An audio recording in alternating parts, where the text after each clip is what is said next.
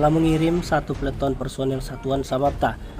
Polres Pagar Alam Polda Sumsel kembali mendistribusikan bantuan logistik makanan dan peralatan kepada masyarakat yang terdampak banjir bandang.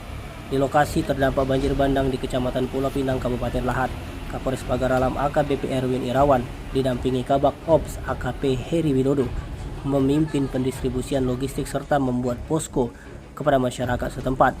Pantauan di lapangan, kedatangan Kapolres turut didampingi Kasat Samapta AKP Irwan Edi dan KBO Lantas Ibda Peri Diamond. Disambut Kapolres Lahat AKP Kunto Aji. Kapolres Pagar Alam AKBP Erwin Irawan menyampaikan kedatangan jajaran tak lain sebagai bentuk kepedulian kepada sesama. Pada kesempatan tersebut, penyaluran logistik berupa makanan, kebutuhan sehari-hari, dan perlengkapan langsung ke posko cepat tanggap bencana dan disambut Camat Pulau Pinang dan masyarakat.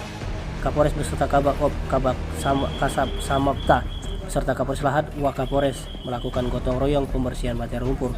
Pada kesempatan tersebut, Pasiter Kodim 405 Lahat Kapten Infanteri Sudarno beserta anggota Koramil dan Babinsa di backup personel Satbrimob ambil bagian serta mensiagakan randis.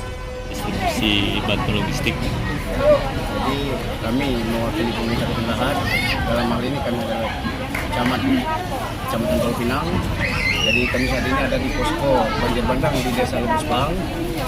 Jadi hari ini kami sangat berterima kasih karena Pak Kapolres Pagar Alam hadir secara langsung memberikan bantuan logistik. Jadi kami mewakili masyarakat khususnya Desa Lebusbang dan Tanjung Sri yang terdampak banjir bandang mengucapkan terima kasih kepada Bapak Kapolres.